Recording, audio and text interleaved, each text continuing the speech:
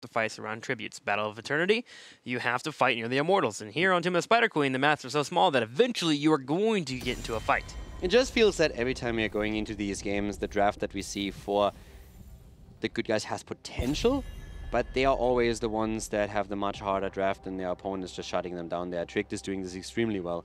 And this is the map where this is like do or die. You need to start a reverse sweep now or you're not going to stand a chance. So let's find out what the good guys are aiming for this time. And I would really like them to, especially on the second ban, think about that Gul'dan, for example, if they're going up against it again. Or picking it, of course. I mean, they played, he had a bit of bad luck with a few of the Horrifiers. This is a great map for Gul'dan, so they could actually play it again. Well, they're going to start with a ban on a Nubrak, which does leave that Genji up and available. Will Trick Esports decide to ban it? No, they're going to ban out the Tassadar. So, Team Good Guys, last time we saw them in the scenario, they moved into the tank. The tank they picked up last time was a Nubrak. Now a Nubrak not being on the field here, we'll see if Good Guys decide to change it up besides going for Ariel or, I guess, Genji. They're going to pick the Ariel. Okay, so basically, traditionally, what they really like to do is start with the Oriel, have the opportunity to go into hyper carry composition. Tricked has, on the other hand, now again the start with Uther. They can start into the game with Uther. They can get Genji as well. So, two fantastic heroes to open up with. Unless, of course, they are prioritizing wave clear a bit higher. Yeah. Then they could go into that Gul'dan that we've seen before. We've seen a lot of Stitches on this map too. I'm wondering if Tricked would be willing to prioritize him this highly now as well.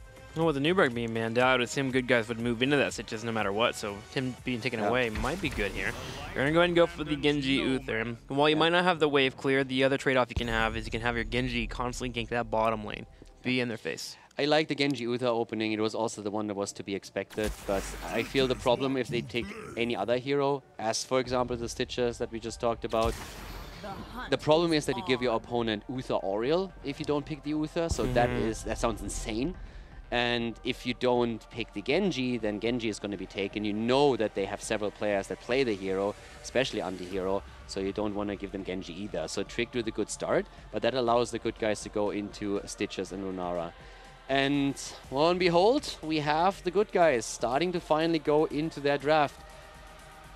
I just don't know if it's the map for it. It's a strong map for the draft, no doubt, but I liked it a lot more when they played it on bigger maps where they get more value out of their hunt play. There is some strength though for it on Tomb of the Spider Queen for Stitches. First off, he's great on Tomb of the Spider Queen. Before we first saw him actually pulled up in Europe, and then Lunara, and once she gets that first fort down there, she does open up the map a lot. Don't get me wrong, that is a good draft. Stitches you just wish you had it earlier. Stitches is fantastic on the map. Lunara is fantastic on the map. They can go into Malthael now. They don't have to go for an Illidan. But I really believe that on Cursed Hollow, going into this start into a draft and just playing around it once again might have been better for them than picking the Vikings into Li Ming plus Genji.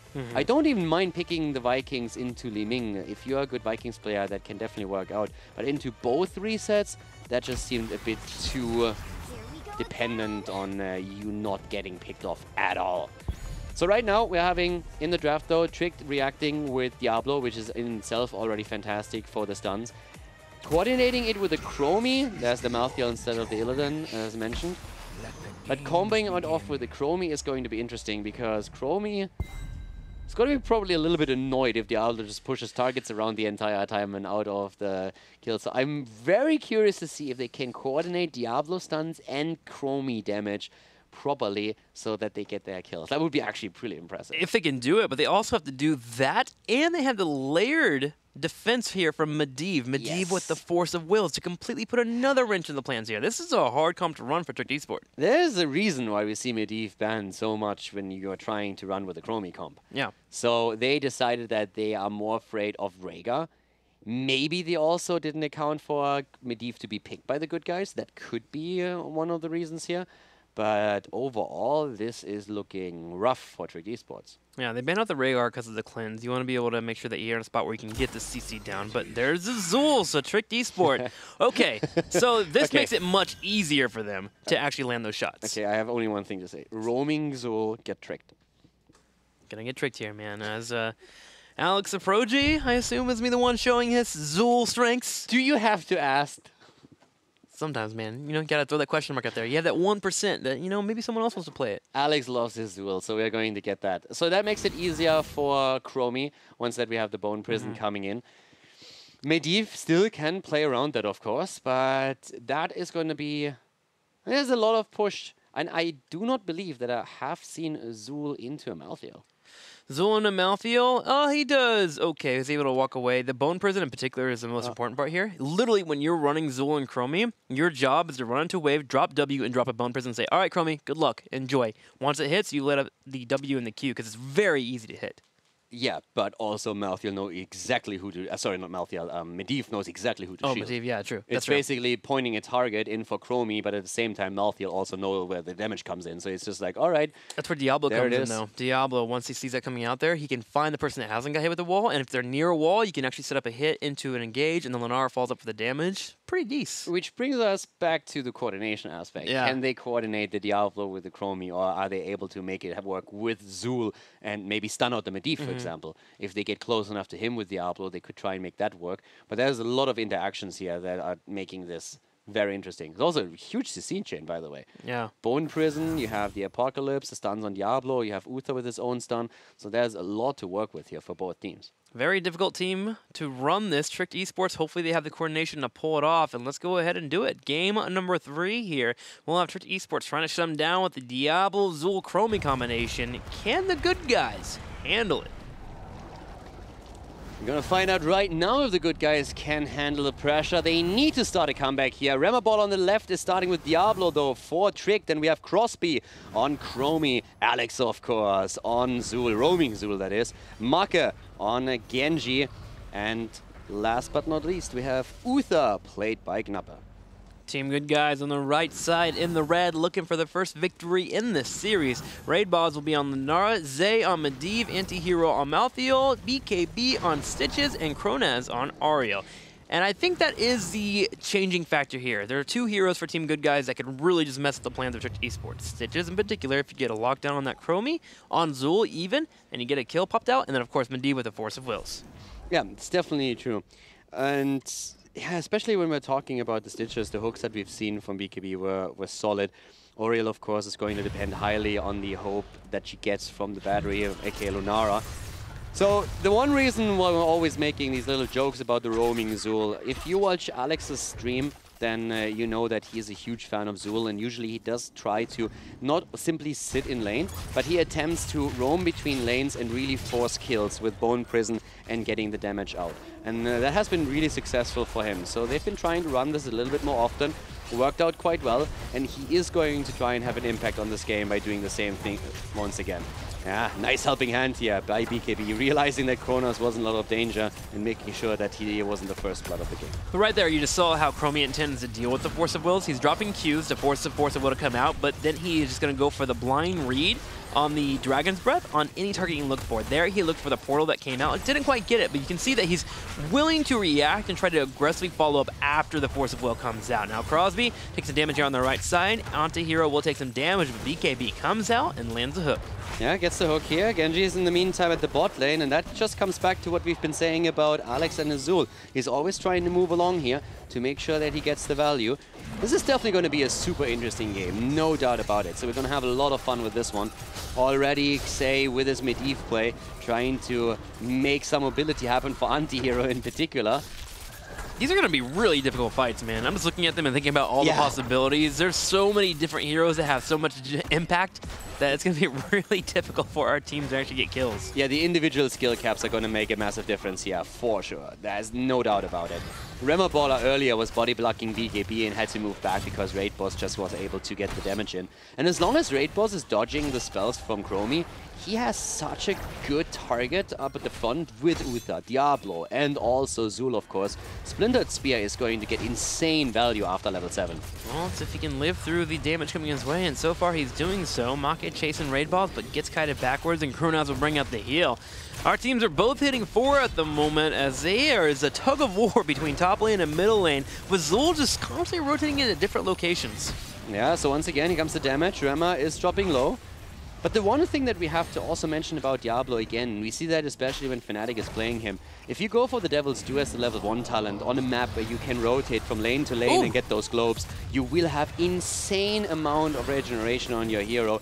And also, of course, you can so to say pre-tap before you go into a fight and you have basically 2 health bars. And that is going to help Diablo a lot being aggressive. And we saw that aggressiveness with the first kill as Chromie was able to snipe Lunara. Yeah, that's a display of how lethal this comp can be for a Tricked Esport if Medivh is not in the area where he needs to be to land that Force of Will. The Bone Prison coming out. Genji immediately moved in with Chromie on the follow-up, and it was an instant kill on Raids Boss. Oh, Auntie nearly getting the kill against Alex. Just short of a bit of damage to get the Zul down. But yeah, this is going to be interesting to see how Alex is going to play this later. For now, we're having both of the teams trying to be aggressive. Oh, wow. Good hook, and adds free damage, but Raid Boss shouldn't be able to take him down just yet. But still, well done here. And it keeps Chromie and Tricked in general on their toes. Yeah, they have to be a bit careful there. Watch out for those hooks. Now, we did mention that there is some lack of hard CC available for Team Good Guys to follow up those hooks, but that's where Lunara comes in. When Lunara gets that slow, that auto attack, that can be enough for them to chase a kill and maybe get a kill.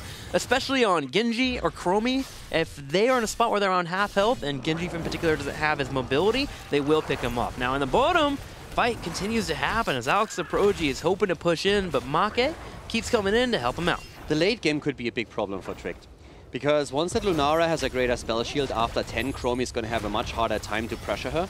And let's not forget about Malthael's level 16. So this is the one thing that is a little bit of a concern when we talk about the late game. But we all know that this map is really snowballing. With a kill against Medivh and a potential second against Malthael, this is where Tricked could get the first turn and maybe start that snowball that they are looking for. Was there just so much CC that the Force of Will couldn't come out from Medivh? Diablo charging him into a wall and stunning him? It looked like Medivh had a chance to drop that shield and survive, but he just got poked off so quickly.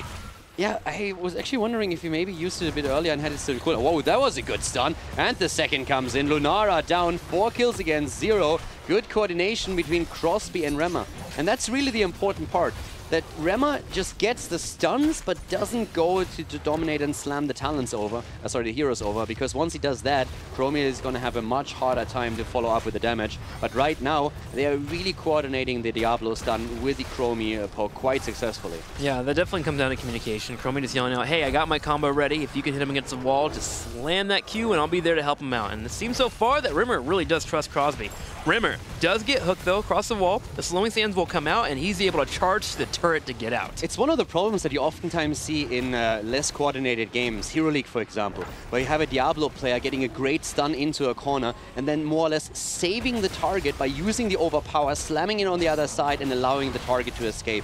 Over here, with Tricked, it doesn't happen. Now they go again for anti-hero. Tricked Esports, that is, but they can't confirm the kill. He's extremely low, though.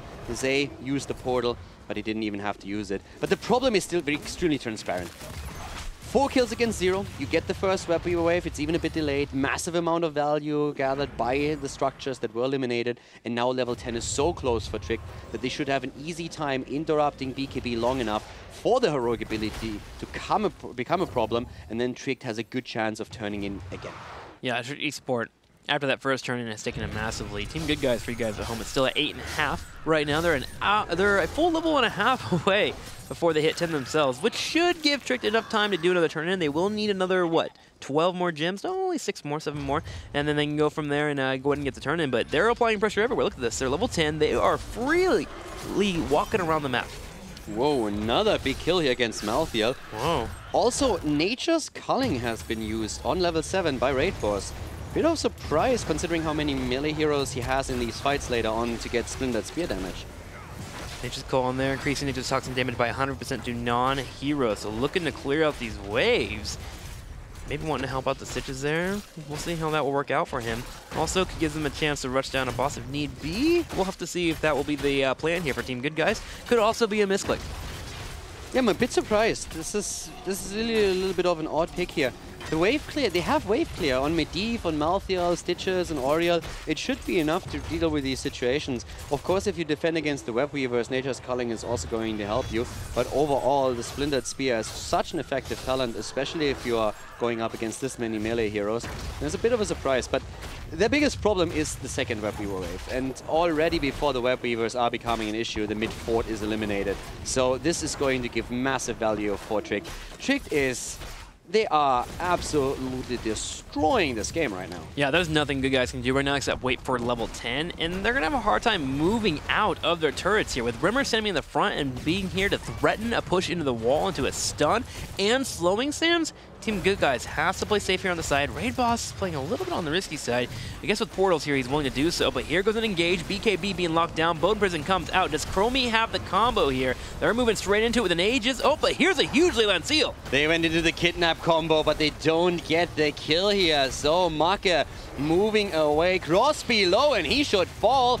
Genji dies, and so does Chromie. The great hook from BKB. Knappe tries to go for anti-hero, but he is eliminated too. That's a triple. And I'm not quite sure if you saw that, but what happened there actually was a quick pick on Gorge by Stitches. He moved far out to get the Gorge, gets the Gorge, the portal comes in, Diablo slams him into a wall, he can't reach the portal, and then Rema makes one mistake. He uses Overpower and slams Stitches, who was about to fall and just barely got the shield from Medivh, onto the portal. That was the only reason why Stitches could go through the portal with a hero they caught. So a really interesting moment there. The one situation where the coordination between the heroes on the side of Trick didn't work out, and the good guys got away with that kidnap on one of the Gorge targets. And the second problem there too is Trick chased way too hard there when the Stitches did get away. I understand they're trying to get a lockdown and get a pick, but they were just set up with a big 5 Leyline Seal, which allowed Raid Boss to go off. Now another fight occurs here on the side here. Chromie continues to poke Maka in here for the damage, but Team Good Guys is starting to sustain through, especially with Kronos here bringing out the heals. Yeah, that Leyline after they were attempting to save Knappe, that definitely helped them a lot here. But Raid Boss is down once again, so is Genji though. Lunara and Genji both falling first, and another Leyline Seal, but no follow-up. Anti-hero low, trying to keep himself alive. Knappe could have another heal here. Good move from Medivh, and barely saving Malthael here. Well done. Yeah, well done here. 1-for-1 trade. Oh, another hook here. BKB with the Gorge. Someone in his belly here. Can he get the kill? Alex Aproji going away. Drops down the bone wall here. Will also get the Divine Shield, but Knappe may pay for it. Knappe is about to fall, and Rema will also die. Good guys make that comeback. And guys, oh my god, the hook against Alex. Alex might fall, but dodges Malthael. Great kill though, and now level 13 versus 14, so we have even talents. Most of these fights happen at a talent disadvantage for the good guys, but thanks to the hook, the Gorge, and all those isolation tools, the good guys are doing well here. They're even going into more damage on the side of Lunara. Even without the Putrid Bile, Lunara takes the unfair advantage over the Greater Spell Shield against Chromie. Yeah, that's going to be a little bit on the difficult side here. We'll see if that pays off. Obviously, if Chromie misses their skill shots there, the damage will help, but Lunara may get sniped now even more easily if she is isolated. I mean, granted, they do have Force of Will. Also, they picked it despite not having the synergy with Stitches. They have still other slows they can utilize here. But this is pretty interesting to see. And I think that was basically them saying, guys, we might as well. Let's just go for it and try to win this right now or come back, because if we just play this too slow, we have a problem. Well, Tricks Esports is starting to be on the back foot. This Team Good Guys has made a few plays. BKB fishing for a Gorge, doesn't quite find one. Zay on the right will take some damage. While the hook does come out, it will be on Rimmer, so BKB is not going to grab him. Rema immediately dashing to one of the minions to escape here.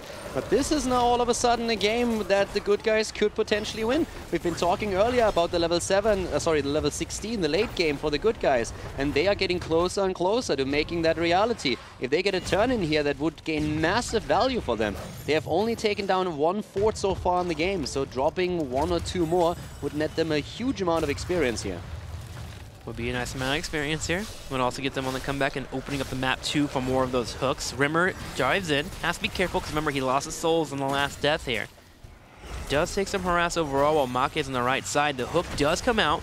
Against the wall goes Diablo. Good detainment strike that we saw there, for sure. Attacked again, Leyline Seal comes out, BKB, he wants the Gorge, he doesn't get it. The portal disappears. That was a huge problem. Tormented Souls immediately being popped. Anti-hero starting to jump in, trying to go for Diablo and taking him down, but Stitches falls first. Chromie sniping away.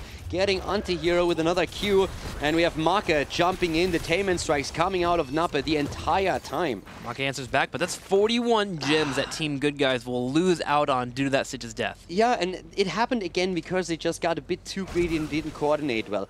Originally, we had the portal come in to help Stitches out. Then all of a sudden, you're seeing the Leyline Seal coming out too. Stitches was on the retreat, and when the Leyline Seal comes in, all of a sudden, BKB, you could really see the wheels turning. Him thinking, I can eat that guy. Turns around, wants to grab it, doesn't get it, and then as he attempts to go through the portal to escape, the portal disappears, the duration is over, and because of that, he is completely isolated, and they have to take a fight they don't want to take. I mean, you can be hungry when you have Gorge, but you cannot be thirsty. You can't reveal that you are wanting to get that pick, and it's going to be unfortunate there for Team Good Guys. They lose out in the Stitches. A half a level away from their opponents here as they want to get to level 16, so Trick Esports with a talent advantage. Maybe looking for a fight soon. They need 8 more gems to drop off before they have their own turn-in. And 16 now, of course, is such a great tool again for Trick to have. First of all, they have Domination on Diablo, so they got the resets on the Shadow Charge cooldown, Benediction. Which is awesome. The Benediction for the double stun, amplify damage. It is crazy. If they get a good Bone Prison now with the amplified damage and Chromie gets the combo off, with with Medivh not shielding it, this is more or less an insta-kill that you have there.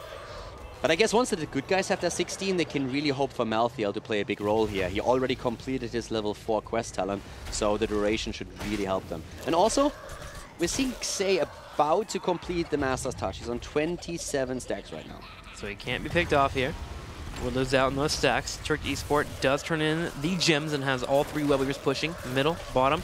Top a little bit reserved here as it's heading towards the fort, but the keep is the name of the kill here for Trick. In fact, they want to be here in the front line because Team Good Guys is here and they want to land those Bone Prisons. Yeah, Raid Boss eats a bit of damage. Here comes the Gorge, though they're trying to move away. Leyline loosed in the back. They move through the portal, bring him to the core. Alex is completely isolated. There is no way to save him. Great move here. They get the isolation kill, and now they're trying to chase the rest, especially Antihero. Could, of course, try and jump in. He hasn't used his ult yet. The hook again. Maka is hit by it, and the Pulverize slows him down even further, but they need to move back to take the Web Weavers out and defend their keeps. BKB has had a couple mistakes this match in particular, but he's also had some really major plays. He is landing a lot of hooks for his team and giving them opportunities to make these plays. That one in particular, great. You're absolutely correct. He definitely had a couple of moments when he overstepped, but he also enabled his team several times to take kills and win fights here. And what they did there was absolutely awesome. They get the Gorge against Zul,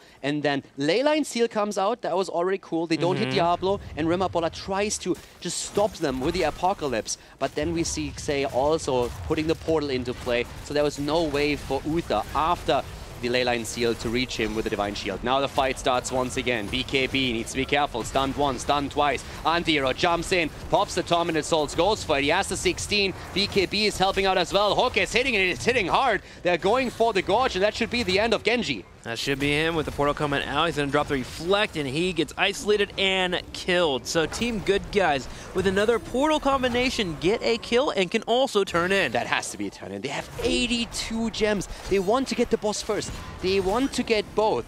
They know that there's not enough gems for Trick Esports to turn in, so they can go for the boss. There's no way that if you are Trick, you are engaging into that fight, especially with Xay giving vision to the Good Guys. So this is a free boss, and then they can also combo that off with a turn-in. Yep, Trick has no chances here except for to push in the middle lane and the bottom lane. No major opportunities. They grab the Giants instead. Typically, you could see some teams that are in a 4 versus 5. They turn in and grab those Web Weavers to push in and stop their opponents from using that boss effectively. But with only 5 gems on them, no options available. Great decision on the side of Trick, though. Getting the 2 camps and timing them with the Web Weavers. They know those Web Weavers are coming in, so they just time the camps, they don't take them too early, and now it's only the top lane that they have to really worry about. This is going to be the focus point, but on the remaining 2 lanes, TGG is not going to get a massive amount of value. Rimmer will be stunned here, but he did get a regen globe. The Devils do really come in here. Going to be able to keep sieging away. Medivh will bring out the Force of Will save onto Hero. He's going to be able to survive it now. The slowing sands are being a pain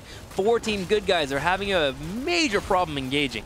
Yeah, this should still be a keep, and the question is, can they get more? If there's one Big good APOC. isolation, the APOC is good, but is it good enough? Raid Boss is about to fall, and he dies. Genji with the Dragon Blade. He gets reset after reset. BKB keeps himself alive, but not long enough. The second kill as he goes down, and the triple as Oriel falls, and now it's anti-hero Xeo on the run. Yeah, Make is going for it, looking for a kill. Portal comes out. Is Make going to overextend? He has to be careful here. Gets healed up instead. With 5 people up, they're looking fine here. The core is taking damage. Will this Web Weaver be enough, though? It's not looking like it as the core defends. Yeah, it's going to take some damage, but not enough. The big question is, can Trick end the game bot lane now? Because the Web Weavers were taken out by the 2 Siege Giants. The keep is about to fall. That's 20 seconds. That's the big window.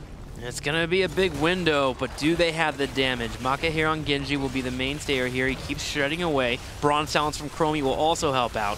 Poke continues. Core starts to fall. It's down to 80. Make is being focused down, and Zay and Antihero will clean him up. We're going to have Alex the Proji continuing to auto-attack. Only 40%. Lunara! 30%, Chromie with the damage they're trying to drop 8%? It's not going to happen. Uther down, but the game is over. Tricked Esports takes a 3-0 victory against TGGs, being successful on our last map, Team with the Spider Queen. Really insane apocalypse there on the top left corner, and that was because the Slowing Sands pushed all 5 members up to the top right of the good guys, and you just saw the moment from Rimmer. He's like, oh, I got this opportunity. Goes in for the engage, and then the Dragon Blade Uther was just enough to get a cleanup. But I love the comeback coming there from Team Good Guys. He looked much more comfortable there than we had seen them the entire series. What I like even more were the 2 camps that were taken. That was fantastic. That Trick took the 2 camps. This is what enabled them to win. If they don't take the Siege Giants at the bot lane, the entire wave will be pushed, or the lane will be pushed out. The Web Weavers is going to push it back towards the keep of Trick, and there's absolutely no way for you to properly end. But with the Siege Giants dropping the Web Weavers, already taking the keep down, they could simply move through the bot lane. And you saw that towards the end. Another 5 seconds and you save the core. Yeah. It's going to be low, but once you save the core, you can just simply move up back to the top lane and you can end the game yourself. So if those 2 Siege Giants weren't taken and timed perfectly with the Web Weavers descending for TGG, there is absolutely no chance that at this moment Trick wins the game. So that was a great decision by them. And then, as you said, the team fight up at the top lane went absolutely the other way with a massive apocalypse. A lesson to be learned. Being proactive can do a lot for you and set you up for future plays if you're doing everything you can to make sure you set yourself up. Now, with this being said, Trick Esports gains another victory and to take one more step closer to that Western Clash. Is this a team that we could actually see where the Western Clash and do well? Again, it comes down largely to the game that they play against Dignitas, I feel. I think they should have a good shot against the Zealots. It was also important for them to make this a 3-0 victory, since there's a very high possibility that we are going to end up in a scenario where teams are going to be tied in matches, where we have to look at the match score then as well. So it's going to be definitely an interesting scenario there. I think they have a good shot. I think it also depends a lot on the other games. Let's Tomorrow's match. Yeah, Fnatic. If Fnatic wins against Dignitas, that would be absolutely amazing. So we could see that too. And that match will be happening tomorrow. I'm excited for that one. Now, looks like we're gearing up for an interview soon. We'll be grabbing one of our members and throwing them up and get some questions going. I hope it's Alex the Proji again, because every time he's on camera, I always get excited for what he's going to say, because it's always a surprise. So we'll see if he pops in here soon. But Make continues to do well. His Genji in particular, when he is enabled by Nape with the Divine Shield, just absolutely devastating. A couple of moments jumping in for, but this team, it just continues to grow, man. I'm just happy that they're excited to be playing right now, because that really shows in their gameplay, it feels like.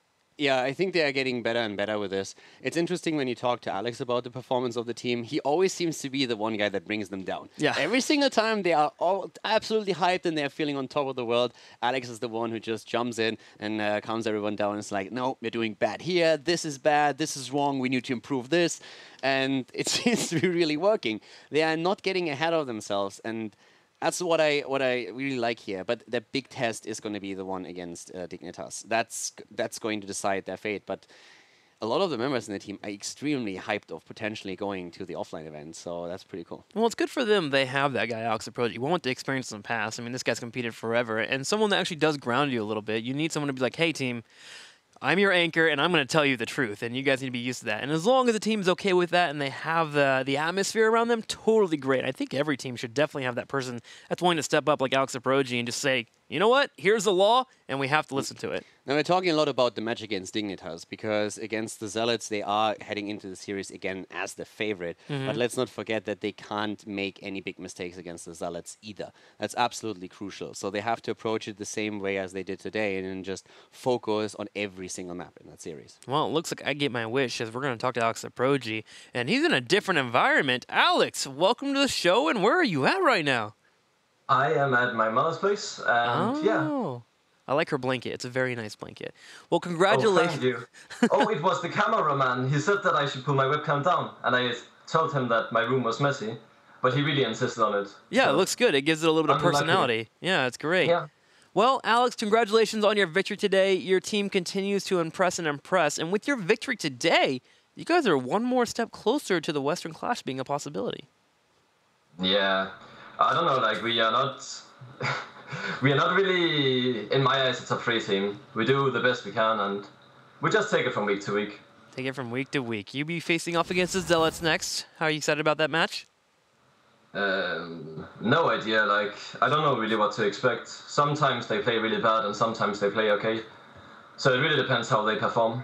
Well, how do you feel like you guys are performing right now? Are you guys running at 80%, 90%? I mean, the whole week in scrims we have just been losing with 2 to 3 levels. And then suddenly we play in tournament and then we are playing completely fine. So it's very hard to say. I at least feel like we're not getting enough out of our practice. Actually, before I send you to counter word, that sounds like a real conundrum. You know, in scrims you guys might not be doing as well as you would like, but you show up on the big stage. How do you even approach that to become better? Is it something that you guys are just missing out, or do you think you guys thrive on the competitive stage? I think we thrive when we focus and stop running it down. But sadly for us, we kind of like running it down in scrims. Okay, fair enough. Over to Caldor. Well, so first of all, Alex, absolutely loving the enthusiasm. Always great talking to you. How did you like the Zul? I was amazed that you guys pulled it out again. So did TGG get tricked here, or? Yeah, they hashtag got tricked, no doubt.